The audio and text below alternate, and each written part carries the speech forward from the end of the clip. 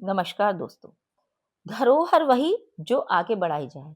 इसके चलते ही हमारे आदि शंकराचार्य जी ने भारत के चारों कोनों को चार धाम की स्थापना की, जिसमें हमने उत्तर दिशा की बद्रीनाथ की यात्रा हम कर चुके हैं और आज हम करने जा रहे हैं भारत के पूर्व दिशा में जगन्नाथपुरी धाम की यात्रा। दोस्तों, यह उड़ीसा में पुरी में स्थित है यह मंदिर। इसमें भगवान कृष्ण अपने भाई बलराम और सुभद्रा के साथ रहते हैं। इसके पीछे कुछ कहानी है जो मैं आपको बताने जा रही हूँ। इसमें भगवान जगन्नाथ की अधूरी मूर्तियां क्यों हैं?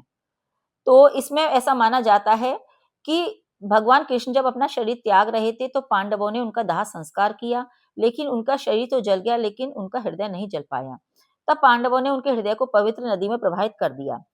ऐसा कहा जाता है कि प्रवाहित हृदय ने एक लट्ठे का रूप धारण कर लिया। उसके बाद कान्हा जी ने सपने में अपने राजा इंद्रद्युम्न, जो उनके परम भक्त थे, को जानकारी दी। तब राजा इंद्रद्युम्न ने भगवान से कहा, हे प्रभु, मुझे आपका वह रूप चाहिए जिसमें मैं आपके पूरे परिवार का प्रेम देख सकूं। तब कान्हा जी ने बोला, हे राजा, तीनों के रूप में मेरा पूरा प्रेम प्रकट होगा। आप मेरे भाई की और मेरी बहन की भी मूर्ति मेरे साथ बनाएं। तब राजा ने उस लट्ठे से भगवान जगन्नाथ और बलराम और सुभद्रा जी की मूर्ति बनाने का संकल्प लिया। तभी विश्वकर्मा जी वहां एक बूढ़े बढ़ई का रूप धारण करके राजा के पास गए और उन्होंने प्रतिमा को बनाने के लिए राजा से अपनी इच्छा प्रकट की।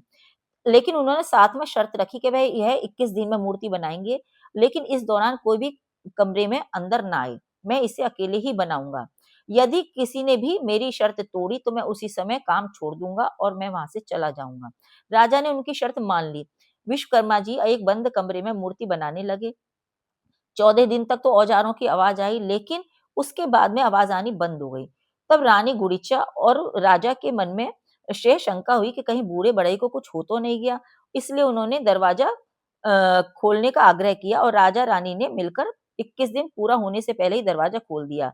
जैसे ही दरवाजा खुला, भगवान विश्वकर्मा वहां से गायब हो गए और भगवान जगन्नाथ, बलराम और सुभद्रा की जो मूर्तियां थी वह अधूरी रह गई। भगवान सुभद्रा, बलराम और जगन्नाथ और के तो हाथ पैर भी बन गए थे, लेकिन सुभद्रा के हाथ पैर भी नहीं बने थे। इससे उनको अपनी गलती का एहसास हुआ, लेकिन उन्होंने इसको अपने भगवान की इच्छा मानकर अधूरी मूर्तियों को ही मंदिर में स्थापित कर दिया। तब से लेकर आज तक तीनों भाई बहन इसी रूप में जगन्नाथपुरी में मंदिर में विराजे हुए हैं। दोस्तों, इस धाम से हमें सीख मिलती है कि परिवार ही धर्म की पहली सीढ़ी है। तो दोस्तों, यह था जगन्नाथपुरी धाम। अब अगली वीडियो में हम चलेंगे पश्चिम दिशा में, द्वारिका में। मिलते हैं तो अगली वीडियो के साथ। नमस्कार।